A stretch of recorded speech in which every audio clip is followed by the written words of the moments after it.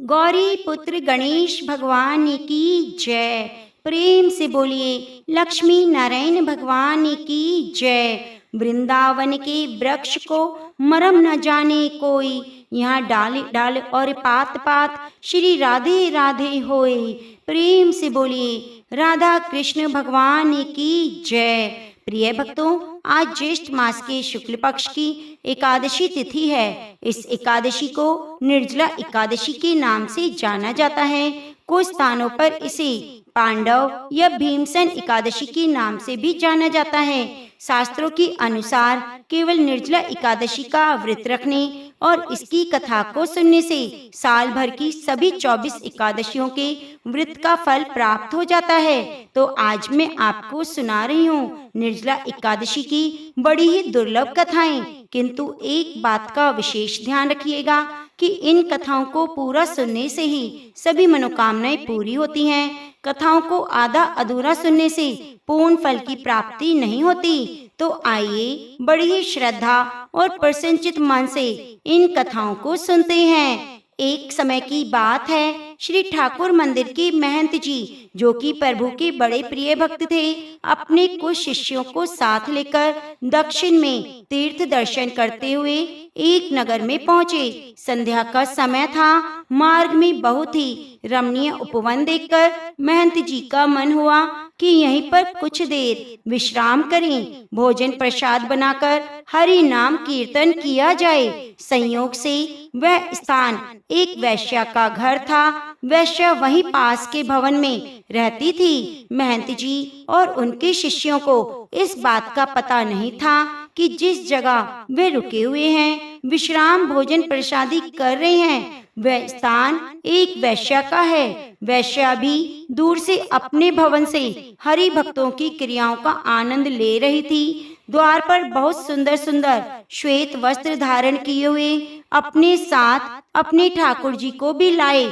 आज मानो संतों के प्रभाव मात्र से पाप आसक्त उस वैश्य के हृदय में प्रभु का प्रेम उपज गया। स्वयं को भागी जान उसने संतों को विधाता का भेजा हुआ जानकर और अपने बारे में कुछ न बताकर दूर से ही अपने भवन से ठाकुर जी के दर्शनों का आनंद लेती रही। जब सभी संतों का भोजन प्रसाद और संकीर्तन समाप्त हुआ तो अंत में वह वैश्या एक थाल में बहुत सी स्वर्ण मुद्राएं लेकर महंत जी के पास आई और महंत जी को प्रणाम किया। बताया कि यह स्थान मेरा ही है, मैं यहाँ की मालकिन हूँ। महंत जी को बड़ी प्रसन्नता हुई। वह जानकर और आभार व्यक्त करते हुए उन्होंने भी कहा, ये बहुत ही रमणीय स्थान है, हमारे ठाकुर जी को बड़ा पसंद आया है। यह स्थान कीर्तन में भी बड़ा मन लगा। अब वैश्या ने वह स्वर्ण भरा हुआ थाल महेंद्र जी की सेवा में प्रस्तुत किया। सच्चे संतों का स्वभाव होता है कि वे बिना जाने किसी भी अयोग्य व्यक्ति का धन या सेवा नहीं लेते और शास्त्र भी अनुमति नहीं देते। अतः महंत जी ने उस वैश्य से कहा, हम बिना जाने यह धन स्वीकार नहीं कर सकते। आपने किस तरह से यह धन अर्जित किया है? वैश्य ने भी द्वार पर आए संतों से झूठ ना कहकर सारी बात सच सच बता दी। हे महात्मा जी, मैं एक वैश्या हूँ, समाज के आसक्त पुरुषों को रिझाती हूँ, उसी से मैंने यह धन अर्जित किया है। इतना कहकर वह महंत जी के चरणों में पूर्ण समर्पित होते हुए फूट फूट कर रोने लगी। महंत जी से श्री ठाकुर जी की भक्ति का दान देने का अनुग्रह करने लगी। महंत जी को भी दया आ गई। उसके इस अनुग्रह पर वे बड़े धर्म संकट में पड़ गए। यदि वैश्य का धन स्वीकार किया तो धर्म की हानि होगी, और यदि शरण में आए हुए को स्वीकार नहीं किया, मार्ग नहीं दिखाया, तो भी संत धर्म की हानि होगी। अतः महंत जी ने अपने ठाकुर जी का ध्यान किया और उन्हीं को साक्षी कर वैश्य के सामने शर्त रखी और कहा, हम तो ये धन स्वीकार नहीं कर सकते। यदि तुम हृदय से अपने बुरे कर्मों को छोड़ना चाहती हो तो ऐसा करो, इस पाप कर्म से अर्जित की हुई सारी संपत्ति को तुरंत बेचकर जो धन आए उससे हमारे ठाकुर जी के लिए सुंदर सा मुकुट बनवाओ। यदि तुम्हारे प्रभु वह मुकुट स्वीकार कर लें तो समझ लेना उन्होंने तुम्हें क्षमा करके अपनी कृपा प्रदान की है। वैश्य का मन तो पहले ही निर्मल हो चुका था। महंत जी की आज्ञा शरणोद्धार कर तुरंत ही संपूर्ण संपत्ति बेचकर उसने ठाकुर जी के लिए कई लाख का सुंदर मुकुट बनवाया। कुछ ही दिनों में वैश्य ने मुकुट बनवाकर अपने नगर के महंत जी के साथ ठाकुर जी के मंदिर के लिए प्रस्थान किया। मंदिर पहुंचते ही जब वह बात सभी ग्रामवासियों और मंदिर के पुजारियों को पता चली कि जब वैश्य के धन से अर्जित मुकुट ठाकुर जी धारण करेंगे तो सभी अपना रोष व्यक्त करने लगे। महंत जी और वैश्य का मजाक उड़ाने लगे। महंत जी सिद्ध पुरुष थे और ठाकुर जी के प्रिय भक्त भी थे, तो किसी ने भी उनका विरोध करने की चेष्टा नहीं की। अब देखिए, जैसे ही वह वैश्य मंदिर में प्रवेश करने लगी, द्वार पर पहुंची ही थी कि पूर्व का पाप बीच में आ गया।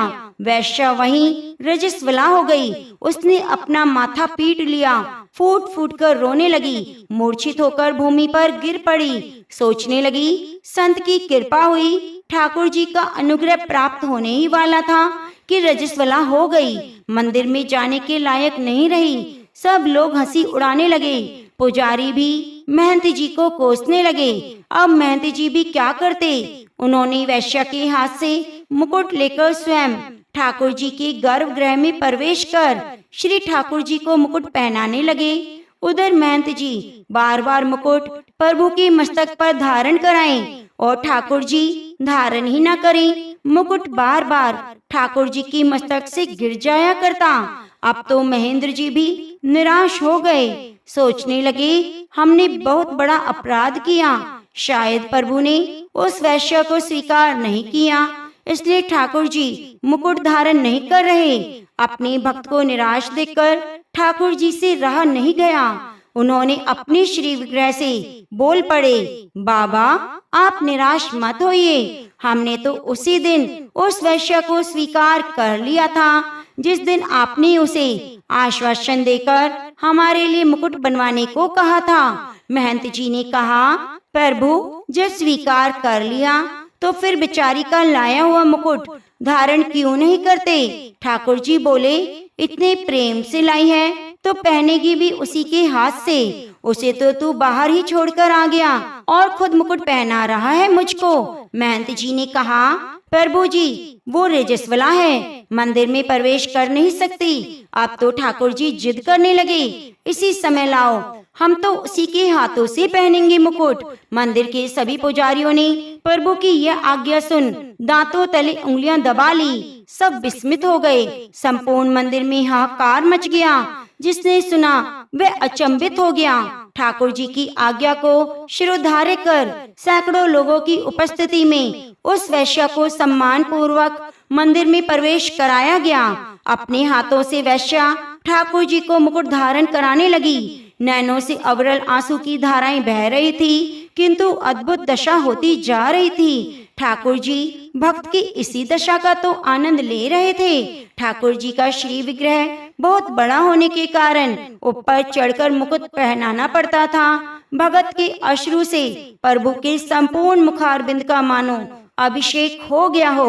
वैश्य के मुख से शब्द निकल नहीं रहे थे, नयन अविरल अश्रु बहा रहे थे। आज ठाकुर जी ने उस प्रेम स्वरूप भेंट स्वीकार करने के लिए अपना मस्तक नीचे झुका दिया और मुकुट धारण कर वैश्य को वह पद प्रदान किया जिसके लिए बड़े बड़े देवता संत महात्मा हजारों वर्ष तक तप अनुष्ठान करते हैं, पर उस महाप्रभु का अनुग्रह प्राप्त करने में असमर्थ रहते हैं। दीन दयाल करुणा निधान प्रभु तक जब तक किसी भक्त की करुण पुकार पहुंचती है तो वे अपने आप को रोक नहीं पाते और दौड़े दौड़े चले आते हैं अपने भक्तों के पास। तो प्रेम से बोलिए एकादशी माता की जय। प्रिय भक्तों, अब बड़े ही प्रेम से मनोकामनाओं को पूर्ति करने वाली बड़ी ही सुंदर कथा को सुनते हैं। एक गांव में भागवत कथा का आयोजन किया गया। पंडित जी भागवत कथा सुनाने आए। पूरे सप्ताह कथा वाचन चला। पूर्ण आहुति पर दान दक्षिणा की सामग्री इकट्ठा कर घोड़े पर बैठकर पंडित जी रवाना होने लगे। उसी गांव में एक सीधा साधा गरीब किसान भी रहता था। उस किसान ने उनके पांव पकड़ लिए। वह बोला, पंडित जी महाराज, आपने कहा था कि जो ठाकुर जी की सेवा करता है उसका बेड़ा पार हो जाता है। आप तो जा रहे हैं। मेरे पास ना तो ठाकुर जी हैं और ना ही मैं उनकी सेवा पूजा की विधि जानता हूँ, इसलिए आप मुझे ठाकुर जी देकर पधारें। पंडित जी ने कहा, चौधरी तुम ही ले आना। किसान ने कहा, मैंने तो कभी ठाकुर जी को देखा नहीं, लाऊंगा कैसे। पंडित जी को घर जाने की जल्दी थी। वह किसान से अपना पीछा छुड़ाना चाहते थे। उन्होंने जल्दबाजी में अपना भांग घोटने का सिलबट्टा उसे दे दिया और बोले, ये ठाकुर जी हैं, इनकी सेवा पूजा करना। किसान ने कहा, महाराज मैं सेवा पूजा का तरीका नहीं जानता, आप ही बताएं। पंडित जी ने कहा, पहले खुद नहाना, फिर ठाकुर जी को नहलाना, इन्हें भोग चढ़ाकर ही फिर खाना। इतना कहकर पंडित जी ने घोड़े को दौड़ाया और जल्दी से वहाँ से चल दिए। किसान बहुत ही सीधा और सरल आदमी था। पंडित जी के कहे अनुसार सिलबट्टे को बतौर ठाकुर जी अपने घर में स्थापित कर दिया। दूसरे दिन स्वयं स्नान कर सिलबट्टे रूपी ठाकुर जी को नहलाया। विधवा माँ का बेटा था, खेती भी ज्यादा नहीं थी, इसलिए भोग में अपने हिस्से का बाजरी टिक्का और मिर्च की चटनी रख दी। ठाकुर जी से किसान ने कहा, पहले आप भोग लगाओ, फिर मैं खाऊंगा। जब ठाकुर जी ने भोग नहीं लगाया तो बोला, पंडित जी तो धनवान थे, खीर पूड़ी मोहन भोग लगाते थे। मैं तो गरीब किसान का बेटा हूँ, इसलिए मेरी रोटी चटनी का भोग आप कैसे लगाएंगे। पर साफ साफ सुन लो, मेरे पास तो यही भोग है, खीर पूड़ी मेरे बस की नहीं। ठाकुर जी ने भोग नहीं लगाया तो किसान भी सारा दिन भूखा रहा। इसी तरह वह रोज एक बाजरे का ताजा टिक्का और मिर्च की चटनी रख देता, भोग लगाने की प्रार्थना करता। ठाकुर जी तो पसीज ही नहीं रहे थे। यह क्रम निरंतर 6 दिन तक चलता रहा। छठे दिन किसान बोला, ठाकुर जी अपनी रोटी खाते क्यों नहीं, शर्माते क्यों हो? आपको कहो तो मैं आंखें मूंद लूं, फिर खाना खा लेना। ठाकुर जी ने फिर भी भोग नहीं लगाया। किसान भी भूखा प्यासा था। 7वें दिन किसान फूट फूट कर रोने लगा। कहने लगा, सुना था आप दीन दयाल हो, पर आप भी गरीब की कहाँ सुनते हो। मेरा रखा ये टिक्का और चटनी आकर खाते तो नहीं, मत खाओ, अब मुझे भी नहीं जीना। इतना कहकर उसने सिलबट्टा उठाया और सिर फोड़ने को तैयार हुआ। अचानक सिलबट्टे से एक प्रकाश पुंज प्रकट हुआ और किसान का हाथ पकड़कर कहा, देख किसान, मैं तेरी चटनी टिक्का खा रहा हूँ। ठाकुर जी बाजरे का टिक्का और मिर्च की चटनी मजे से खा रहे थे, अब आधा टिक्का खा लिया तो किसान बोला, क्या ठाकुर जी मेरा पूरा टिक्का खा जाओगे? मैं भी 6 दिन से भूखा हूँ, आधा टिक्का तो मेरे लिए भी रखो। ठाकुर जी ने कहा, तुम्हारी चटनी रोटी बड़ी मीठी लगी, तुम दूसरी खा लेना। किसान ने कहा, प्रभु माँ मुझे एक रोटी देती है, यदि मैं दूसरी लूंगा तो माँ भूखी रह जाएगी। प्रभु ने कहा, फिर ज्यादा क्यों नहीं बनाते? किसान ने कहा, खेत छोटा सा है और मैं अकेला। ठाकुर जी ने कहा, खेत जोत लो। किसान बोला, प्रभु मेरे पास बैल थोड़ी हैं, मैं तो खुद ही जुता हूँ। ठाकुर जी ने कहा, तो तुम नौकर रख लो। किसान ने कहा, प्रभु आप तो मेरा मजाक उड़ा रहे हैं, नौकर रखने की हैसियत तो 2 वक्त की रोटी हम माँ बेटे खा ले। इस पर ठाकुर जी ने कहा, चिंता मत करो, मैं तुम्हारी सहायता करूँगा। तब से ठाकुर जी ने किसान का साथी बनकर उनकी सहायता शुरू कर दी। किसान के साथ खेत में कामकाज कर उसे अच्छी जमीन और बैलों की जोड़ी दिलवाई। कुछ अरसे बाद घर में गाय भी आ गई, मकान भी पक्का बन गया, सवारी के लिए घोड़ा आ गया। किसान एक अच्छा खासा जमींदार बन गया। कई साल बाद पंडित जी पुनः किसान के गांव भागवत कथा करने आए। किसान भी उनके दर्शन को गया। प्रणाम कर बोला, पंडित जी, आप तो ठाकुर जी देकर गए थे। वे 6 दिन से भूखे प्यासे रहे और मुझे भी भूखा प्यासा रखा। 7वें दिन उन्होंने भूख के मारे परेशान होकर मुझ गरीब की रोटी खा ली। इतनी कृपा की कि खेत में मेरे साथ कंधे से कंधा मिलाकर हर काम में मदद करते हैं। अब तो घर में गाय भी हो गई। 7 दिन का घी दूध सीधा, यानी कि घर में घी दूध की कमी नहीं। पंडित जी ने सोचा, मूर्ख आदमी है, मैं तो भांग घोटने का सिलबट्टा देकर गया था। गांव में पूछने पर लोगों ने बताया कि चमत्कार तो हुआ है। किसान व गरीब नहीं रहा, जमींदार बन गया है। दूसरे दिन पंडित जी ने किसान से कहा, कल कथा सुनने आओ तो अपने साथ उस साथी को लेकर आना जो तुम्हारे खेत में काम करता है। घर आकर किसान ने प्रभु से निवेदन किया, कथा में चलो। तो प्रभु ने कहा, मैं नहीं चलता, तुम जाओ। किसान बोला, तब क्या उन पंडित जी को आपसे मिलने घर ले आऊं? प्रभु ने कहा, बिल्कुल नहीं, मैं झूठी कथा कहने वालों से नहीं मिलता।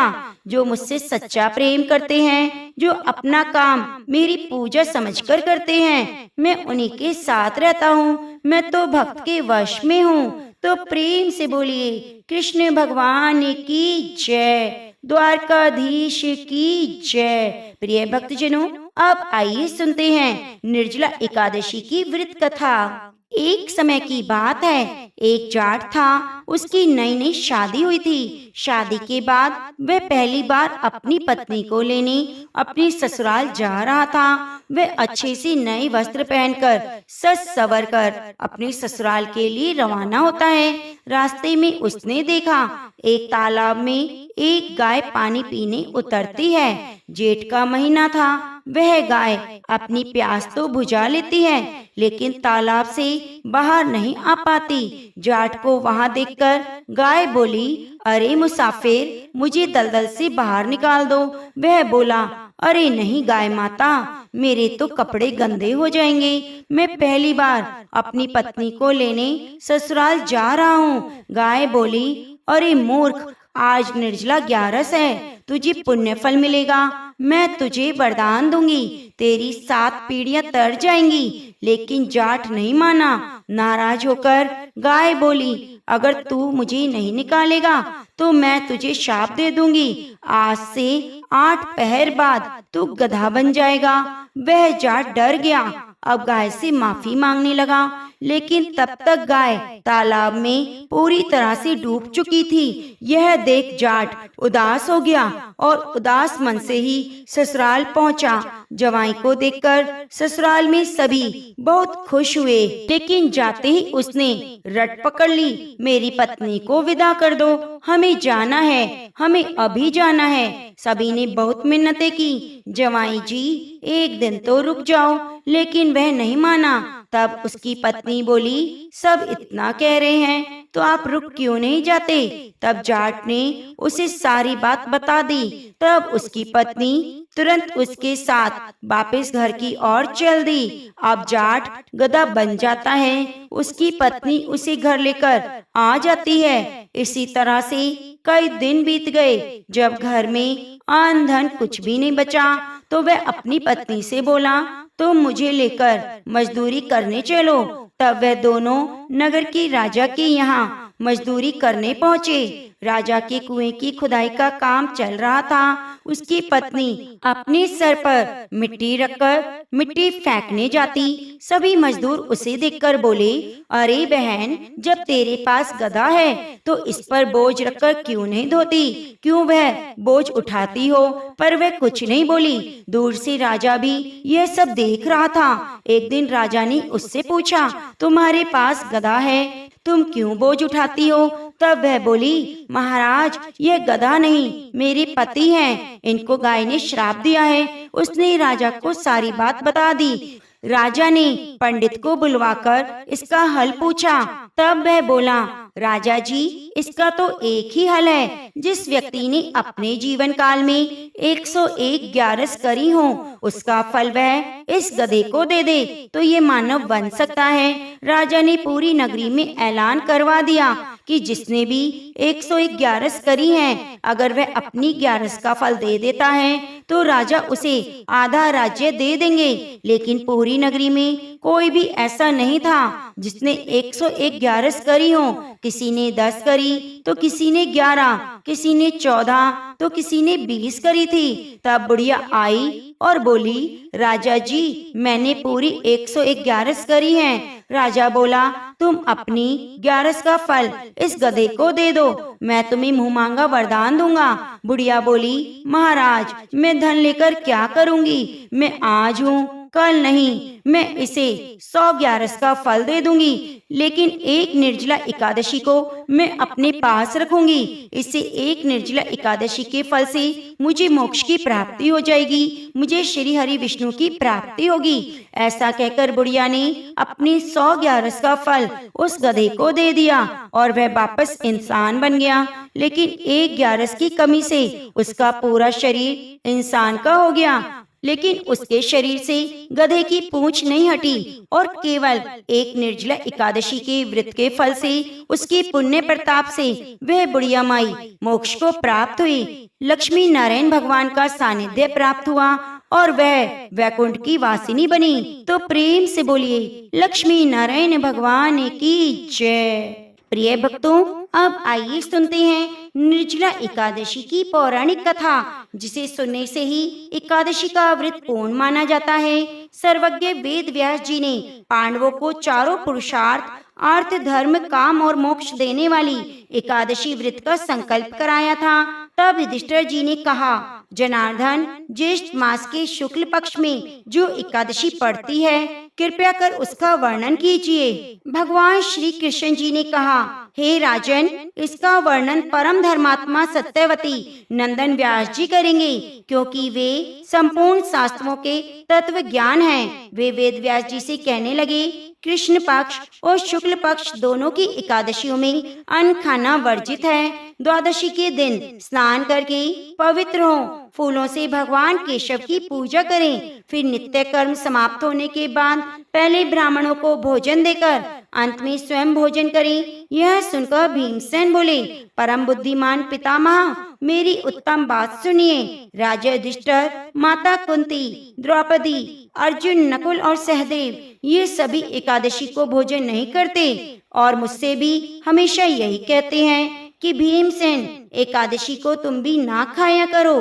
परंतु मैं उन लोगों से यही कहता हूँ कि मुझसे भूख सही नहीं जाती। भीमसेन की बात सुनकर व्यास जी ने कहा, यदि तुम नरक को दूषित समझते हो और तुम्हें स्वर्गलोक की प्राप्ति अभिष्ट है, तो दोनों पक्षों की एकादशियों के दिन भोजन नहीं करना चाहिए। भीमसेन बोले, महान बुद्धिमान पितामह, मैं आपके सामने सच कहता हूँ, मुझे एक बार भोजन करके भी व्रत नहीं किया जा सकता, तो फिर उपवास करके मैं कैसे रह सकता हूँ? मेरे उदर में वक्र नाम की अग्नि सदा प्रज्वलित रहती है, अतः मैं जब बहुत अधिक खाता हूँ तभी वह शांत होती है। इसलिए महामुनि, मैं पूरे वर्ष में केवल एक ही उपवास कर सकता हूँ, जिससे स्वर्ग की प्राप्ति सुलभ हो और जिसके करने से मैं कल्याण का भागी हो सकूं।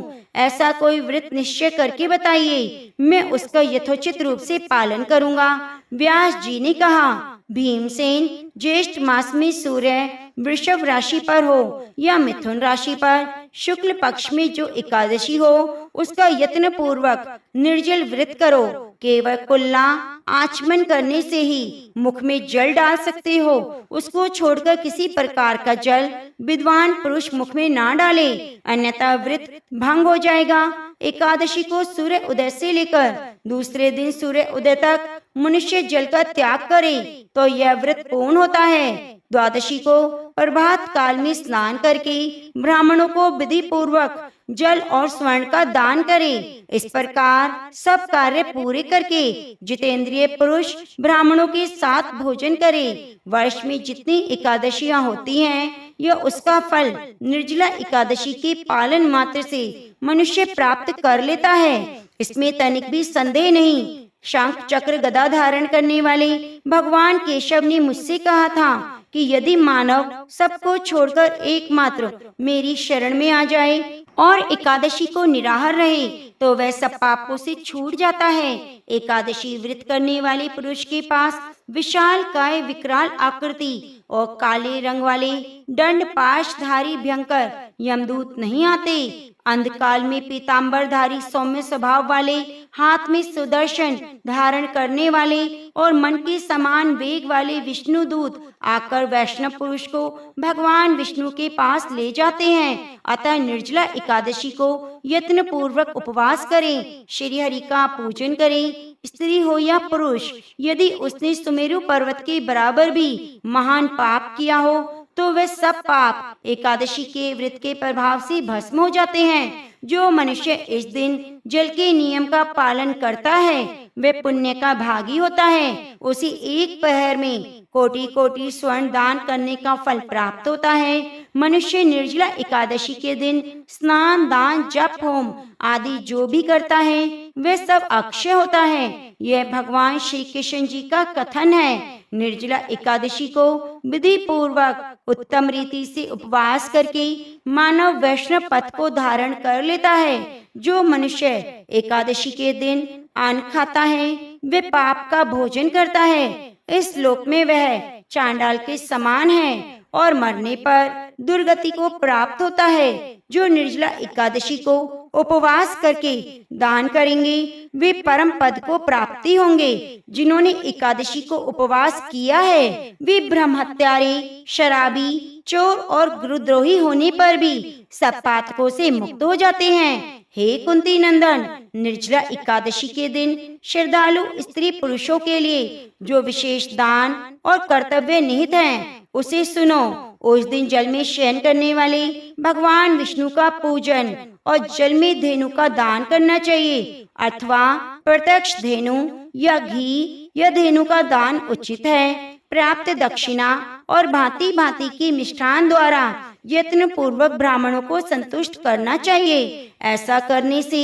ब्राह्मण अवश्य संतुष्ट होते हैं और उनके संतुष्ट होने पर श्री हरि मोक्ष प्रदान करते हैं। जिन्होंने व्रत और दान में परवक्त होकर श्री हरि की पूजा की है, रात्रि में जागरण करते हुए निर्जला एकादशी का व्रत किया है, उन्होंने अपने साथ ही बीती हुई 100 पीढ़ियों को और आने वाली 100 पीढ़ियों को भगवान वासुदेव के परम धाम में पहुंचा दिया है।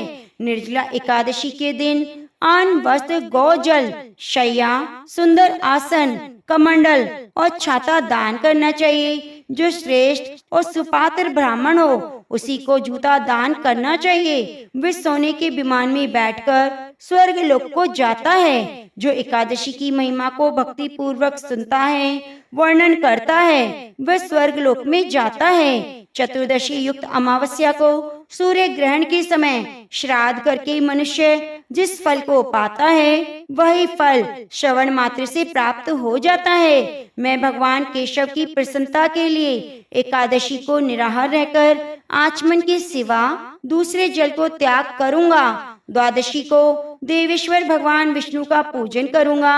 गंध, पुष्प और सुंदर वस्त्र से विधि पूर्वक पूजन करके जल के घड़े का दान का संकल्प करते हुए ऐसा करना चाहिए। संसार सागर से तारने वाले हे देव, हे ऋषिकेश, इस जल के घड़े का दान करने से आप मुझे परम गति प्राप्त कराइए। भीमसेन, निर्जला एकादशी जो बहुत शुभ होती है, निर्जल व्रत करना चाहिए। श्रेष्ठ ब्राह्मणों को शक्कर के साथ जल के घड़े का दान करना चाहिए। ऐसा करने से मनुष्य भगवान विष्णु के समीप पहुंचकर आनंद का अनुभव करता है। साथ ही आज ही के दिन भगवान श्री कृष्ण ने देवी रुक्मणी का हरण किया था, इसलिए इस एकादशी को रुक्मणी हरण एकादशी के नाम से भी जाना जाता है। तो प्रेम से बोलिए राधा कृष्ण भगवान की जय।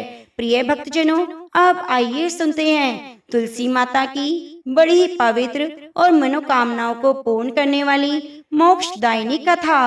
एक बार देवऋषि नारद के मन में आया कि भगवान के पास तो बहुत महल हैं, हमको भी एक दे दे, यही आराम से टिक जाएंगे, नहीं तो इधर उधर घूमते रहना पड़ता है। भगवान के द्वारिका में बहुत महल थे।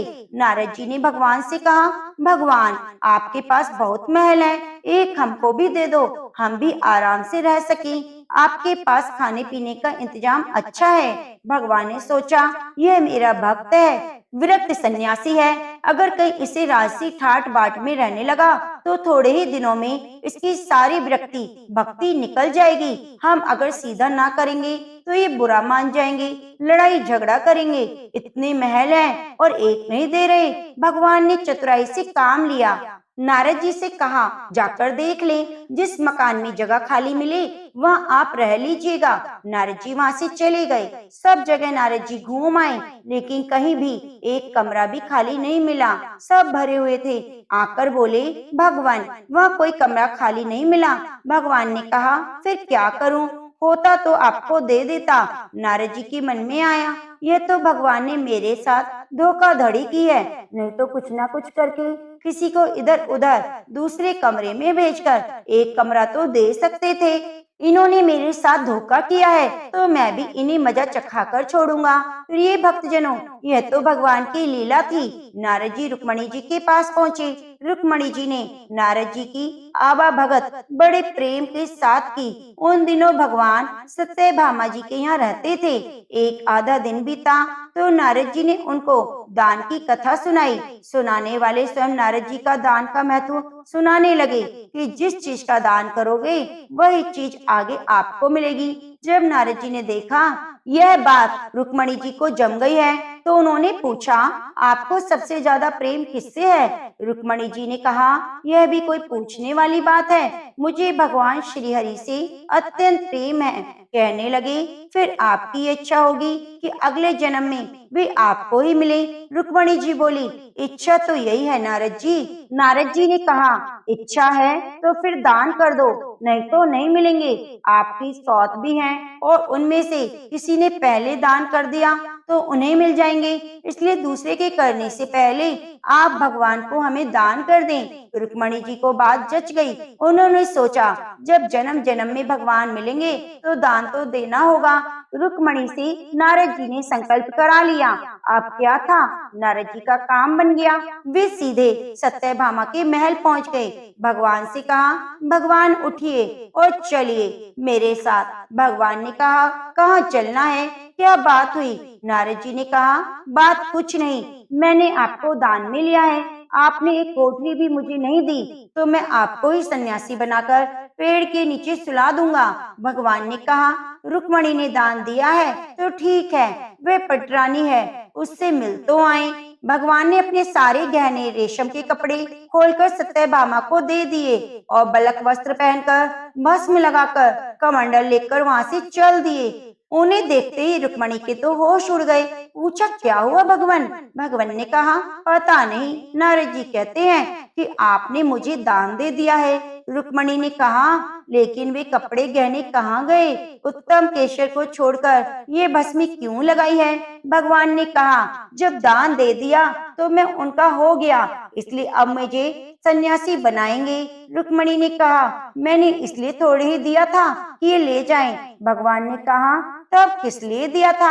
आपने हमें दान तो इसलिए दिया जाता है ना कि उसको आपने साथ ले जाएं। अब रुक्मणी जी को तो होश आया, ये तो गड़बड़ मामला हो गया।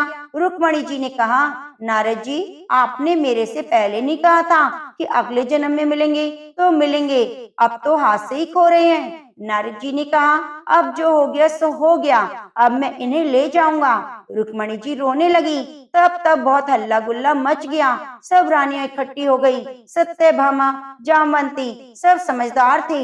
उन्होंने कहा, भगवान, एक रुक्मणी के पति थोड़े ही हैं, इसलिए रुक्मणी को सर्वथा दान का अधिकार नहीं हो सकता, हम लोगों को भी अधिकार है। नारद जी ने सोचा, ये तो घपला हो गया। कहने लगे, क्या भगवान के टुकड़े करोगे? नारद जी ने विचार किया। दिया कि मुझे तो महल चाहिए था, यह दे नहीं रहे थे।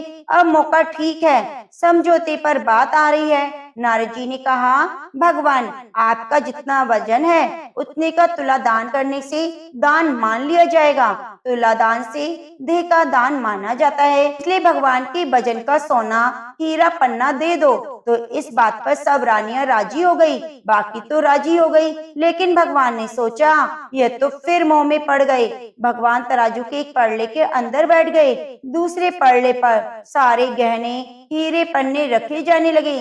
लेकिन जो अपने मुख में पूरे ब्रह्मांड को लेकर बैठे हैं, क्या द्वारिका के पूरे धन से उनकी बराबरी की जा सकती है? सारा का सारा धन दूसरे पड़ले में रख दिया, लेकिन जिस पड़ले पर भगवान बैठे थे वह वैसे का वैसा नीचा रहा, ऊपर नहीं हुआ।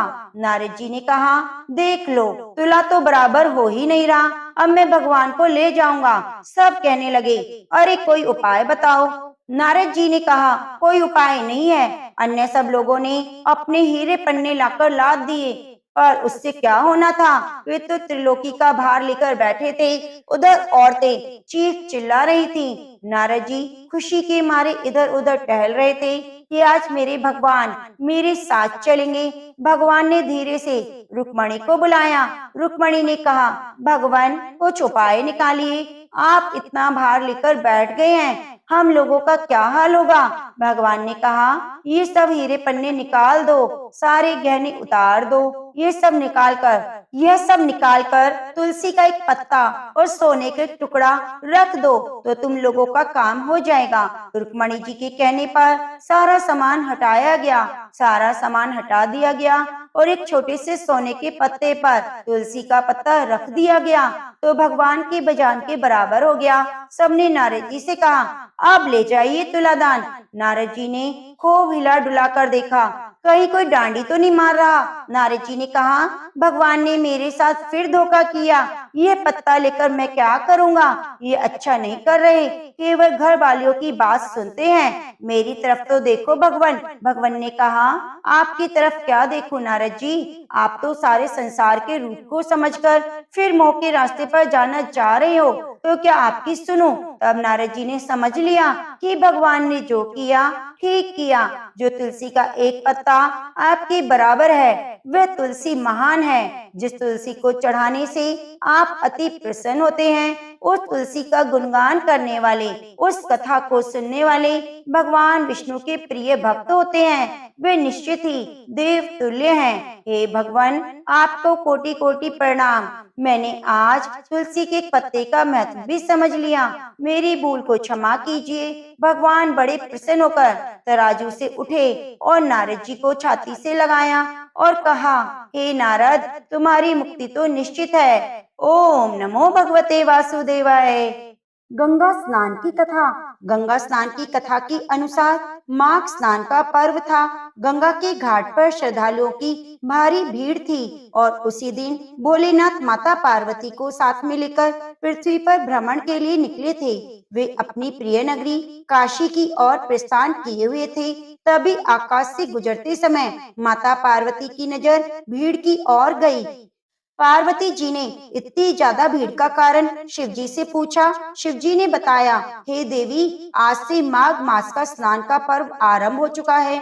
इस माघ महीने में स्नान करने वाले लोग स्वर्ग को जाते हैं। उसी लाभ के लिए इतने सारे श्रद्धालुओं की भीड़ जमा हुई है।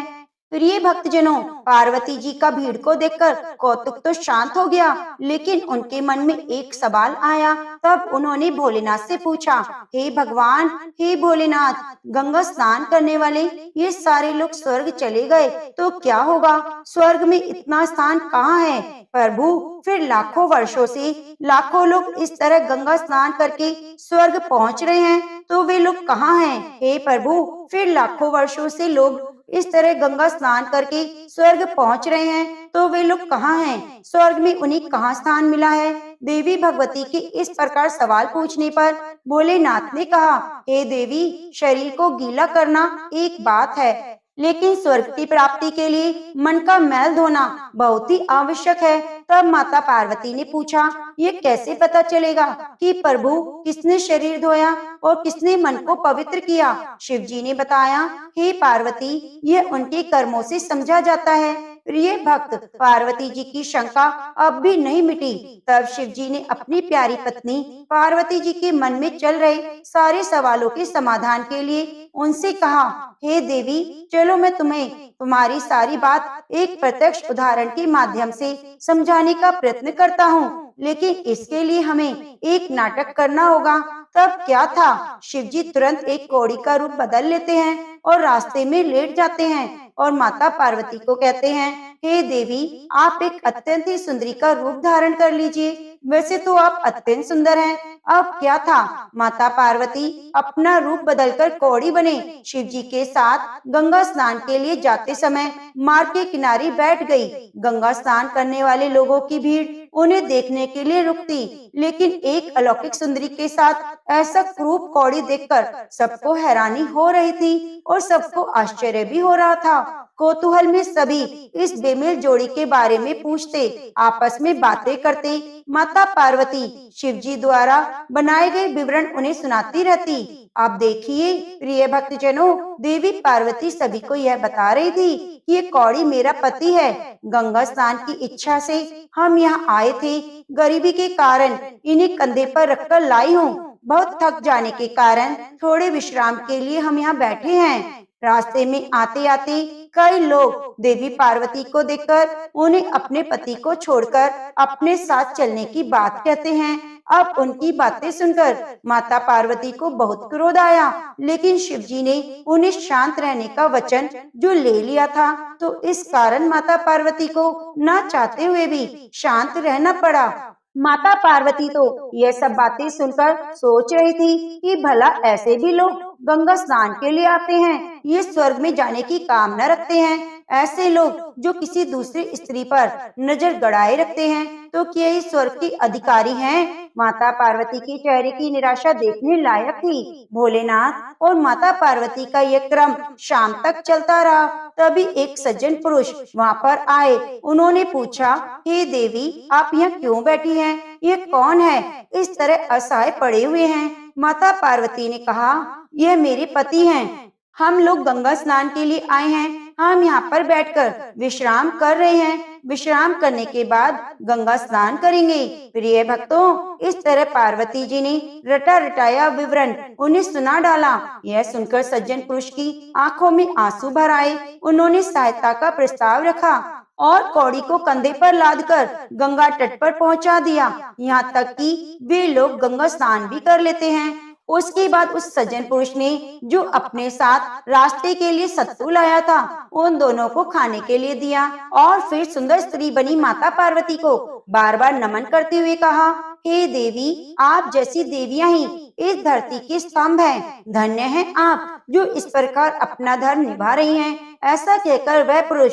दोनों को प्रणाम करता है। भगवान शिव और माता पार्वती उन्हें आशीर्वाद देते हैं और शिव पार्वती वहाँ से उठे और कैलाश की ओर चल पड़े। शिव जी ने रास्ते में कहा, हे पार्वती, देखा आपने, एक ही व्यक्ति ऐसा था जिसने अपने स्वर्ग के लिए रास्ता सुगम बनाया।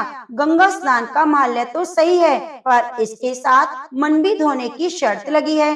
तब माता पार्वती समझ गई कि आखिर क्यों इतनी संख्या में गंगा स्नान करने के बाद भी, गंगा का निर्मल माहात्म्य होने के बाद भी लोग स्वर्ग नहीं जाते। क्यों गंगा स्नान के पुण्य फल से वंचित रह जाते हैं? क्योंकि उन्हें विश्वास नहीं होता कि गंगा स्नान करने के बाद उनके पाप धुल जाएंगे। गंगा स्नान करने तो सभी जाते हैं, किंतु शुद्ध मन लेकर बहुत कम लोग जाते हैं। राह चलते किसी स्त्री को देखकर उनके मन में उसके प्रति आकर्षण पैदा होता है तो यह पाप है। किसी असहाय को देखकर उससे किनारा कर लेते हैं तो इससे पाप मन से लेकर भला गंगा स्नान करने का फल कैसे मिल सकता है? जो लोग धर्म, कर्म, पुण्य और दान करते हुए गंगा में स्नान करते हैं, उनके पाप तो अपने आप ही मिट जाते हैं और स्वर्ग की प्राप्ति होती है। इसलिए गंगा स्नान करने से पूर्व अपने मन को शुद्ध और निर्मल करना अत्यंत आवश्यक है और उसके साथ ही दान पुण्य करना आवश्यक है।